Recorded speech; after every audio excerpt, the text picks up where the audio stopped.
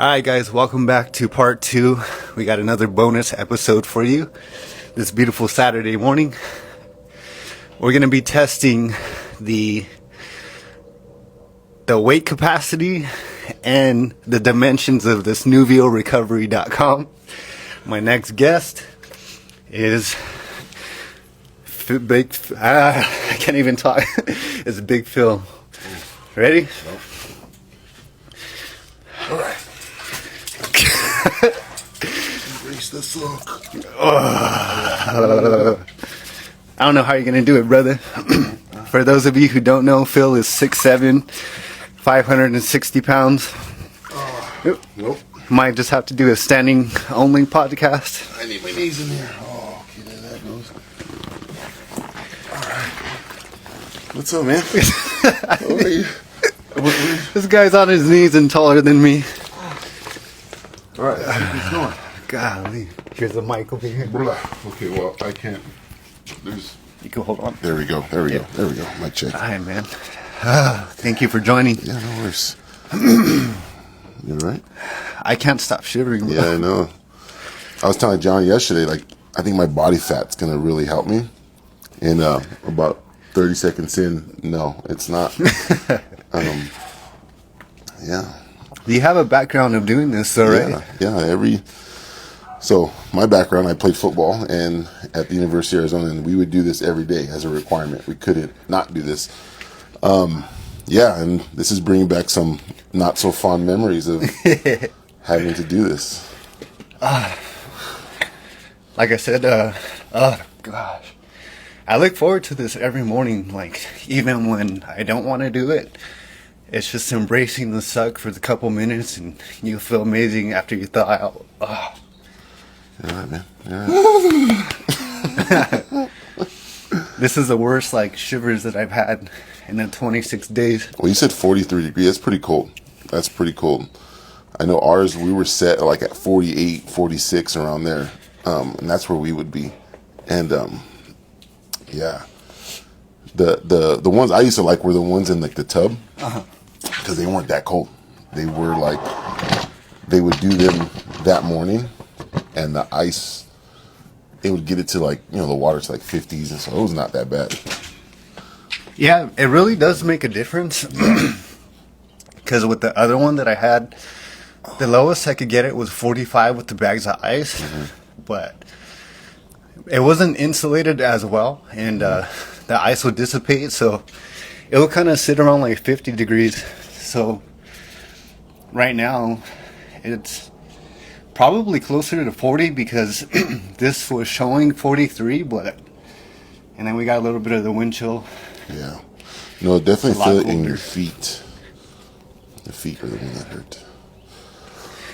So maybe one day when I'm a baller, I could get the bigger tub. Nice. And we could have you fully submerged, but thanks for coming out, man. Appreciate it. Thank you for having me. I was a little disheartened, but you said that monkey came out for a run and then got in here. So now I have to go in the shower, definitely twice. Shower again? Yeah. Sorry I made you shower again, brother. Yeah. Throw in my clothes. You right there? Oh, man. I'm cracking right now, dude. This is crazy. Look at my hand, bro. I see you. Oh, man.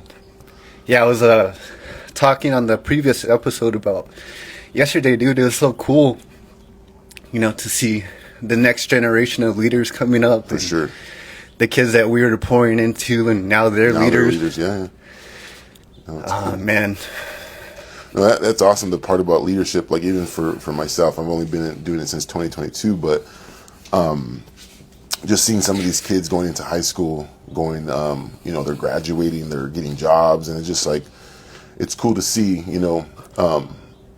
them grow up and start, having their own walk. I always tell the kids that eventually you're going to have to walk out your faith on your own. It's not ours, to do for you.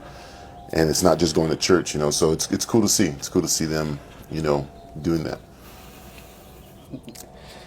Yeah, dude, especially some of these kids were straight knuckleheads, dude. And you're I say it jokingly, but it's like, man, I don't think this kid's ever gonna actually live this out, and now they're the leaders. So yeah, well, maybe that's not a good thing. Maybe we didn't do our due diligence now.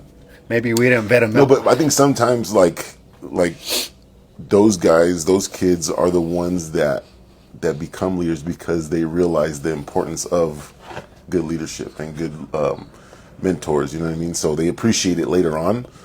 At the moment, of course, none of us enjoy that. With the Hebrew, that's one of my favorite verses, Hebrews 12. You know, the discipline is not enjoyable in the moment. You know, but in due time, gird up your sturdy hands and pick it up because the Lord will give you the strength. I don't know if it's exactly how it said, but it's paraphrased. I got you. Read it for yourself. Yeah, read your Bible. No. So I went to Sure High School. So my you were talking about a rancho. My memory is, no, not there. We weren't educated. No, but like it's just the truth. In due time, like when you realize the discipline you went through is beneficial, I think it's easy to come back to and appreciate it. I always felt like it was those kids like, yeah, we're good, and like every day, and they'll give you no problems. Those are the kids that will wild out later on in life. You know what I mean? Yeah, man. And I worry about that with my kids because they're so like we shelter them. I shelter my kids; they're homeschooled and they don't see a lot. But I tell my wife like we gotta let them not enjoy, but that's what I'm looking for. Experience. Some things and fall short and correct them, but can't save them from it. Somebody mentioned in the comments, are you still shaking? Yeah. I cannot stop shaking. This is, like I said, day 26. This is the worst. The water said 43 degrees, but I think it's closer to 40. There's a little bit of a wind chill factor right now, too. So, yes, to answer your question, I can't stop my jaw from moving either. But thank you for commenting. How many minutes is this? We started at 7:10. No. 7:22. We started at 7:20. 7:12. My bad. Okay. Dude, I can't count. I went to a rancho. Yeah, All right. You guys counted in Spanish over there. Do you know who my wife is? Yeah, I know. So we're 8 minutes in. Yesterday, Monkey did 15. The day before, Jeremy barely cracked 10. So, I mean, you're handling like a champ. Granted, you only fit into waist deep. Yeah, I know. It's at with my belly button. It counts. Man. And it's colder, so it evens out. Yeah. All the factors you got to adjust for it. Yeah. But yeah, man. No, but for sure, like that's what I enjoy about serving the youth. You know what I mean? It's. I think that's the place where it's like the battlegrounds, like especially junior high. It's like these kids are on that. I always tell people they're on the cusp of like going out or like getting rooted. You know what I mean? And growing some roots. Because I think once you get to high school, there's so many different influential factors. That are very hard to overcome one day a week or on a Sunday and a Friday. You know what I mean? It's tough. Yeah, it's hard, man. Especially at that age, it's especially in junior high, you're deciding who you're going to be for the next 4 or 5 years. For sure. There's a lot of outside influences, and especially now, we were talking about it yesterday. Again, we're not trying to throw shade, but these stinking kids are weird, man. These COVID babies. Oh yeah. They can't even look you in the eye. I was kind of, as we're, I was flipping the buns for Jeremy. I was listening to their conversations. About 95% of them were on their phones. Mm-hmm. We had 2 girls. They were staring at a wall for like 5 minutes. And I was like, what are they doing? Yeah. And it's just, like I was having a conversation with Tony. And he was like, I serve in the junior high because, that's all I know how to, I serve in the high school. That's all I know how to do. I don't want to serve with adults. And I was like, yeah, man, you have to have a heart to serve with these kids because, like I was trying to say in the other one while I was mentally cracking is that, it's hard because when you start serving on your own volition, you start serving out of your own power, you burn out. For sure. So you have to have, that heart, given by the Lord to serve these kids. I think like on Sundays, on Saturday nights, like I'm excited to go the next morning. Like I get up early, and it's a Sunday. People are like, how do you go? It's early. I think it's exciting. It's exciting to get up and to, like, I don't know what it is. There's not every. Don't get me wrong. I'm not every Sunday. I'm like, oh yeah, let's go. There's something I'm tired. I'm dragging. I have to get checked by the other leaders above me. Like, hey, you're late. No, but it's exciting because you have an opportunity to go and to pour into these kids, and create relationships. I think that's a big thing too, is you create relationships of trust, where these kids could trust you, and you could be real with them, and there's a back and forth of sharing. You share your experiences, and then you allow them to see, like, oh, this guy is not just coming here to tell me, because I'm the bully, I'm the heavy on first service, because I'm a dad. So I walk around, I'm in dad mode. I'm like, hey, stop doing that, stop being dumb, and I think after a while these kids appreciate it, and they understand it, and the relationship, it builds. You know what I mean? Yeah. So they can come to you. I've had kids come to me and they kind of have prayer, or they write a note, or they respond more, right? And when I first started, there was no response. Now there's like more of a response. But it took 2 years just to gain that trust. You know what I mean? Yeah. And it's very important, I think, for leaders and for us as older, Christians to not mess that up. You know what I mean? Like to be there, be present, and to serve with the heart of, like you're saying, compassion, not of obligation. You know what I mean? Yeah.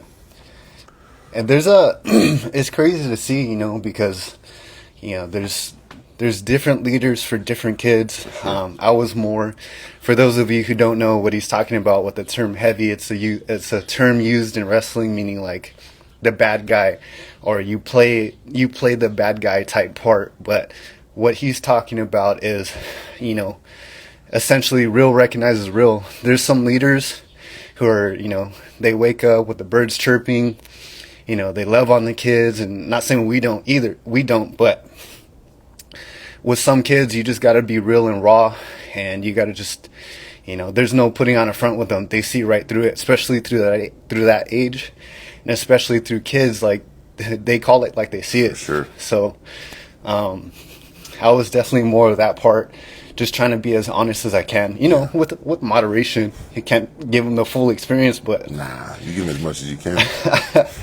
Yeah, I show you one of the girls was like, told Nevaeh, your dad's mean. I'm like, no, mean and being truthful are two different things. Sometimes the truth hurts.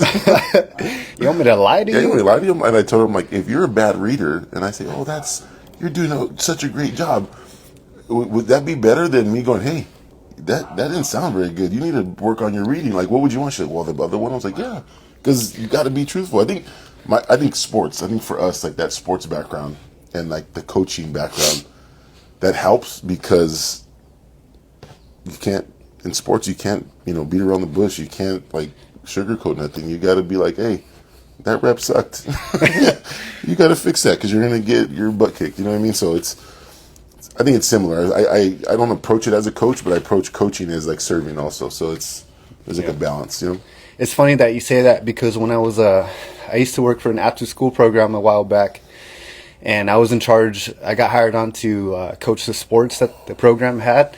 So I had both the boys groups and the girls groups, and it was like complete opposites. With the boys, you could tell them, hey, shut up, do this, go run.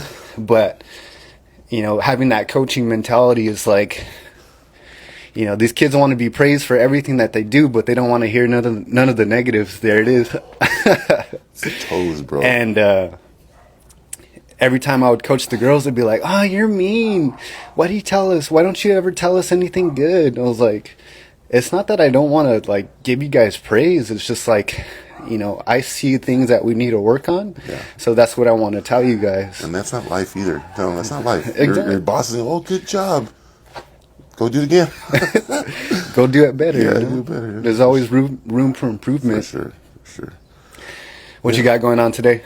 We have practice at 5, or like we have inter squad scrimmage, so I have to be there like around 4:30, 5 o'clock. And then just go home and got to clean the pool, got to do the backyard, They had a party like a week ago, so now I have to clean it up. Yeah, that's it, man. Cool, man. Yeah. So where are we at? We started at 7:12. We're at 16 minutes. 16 minutes. So you tell me. I'm the champ, bro. I can go. You going for the record? No, Right? I gotta get out. My feet are like. I'm not gonna front. Well, thank you for coming, man. Thank you guys for joining this another bonus episode. Is there anybody you want to call out? My wife? No, she won't. Let me think. Mr. Limon. How about Derek? All right. Derek, see if Derek wants to come down. Derek Limon, you've been challenged.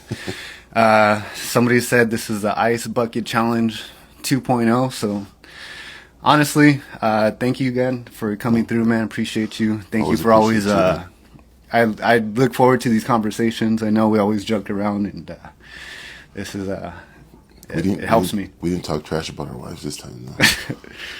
When you left, bro. But we ended it with prayer. Yeah, no, for sure. But we still talk to them. Edified. Love you guys. Being a word, stay prayed up. Peace.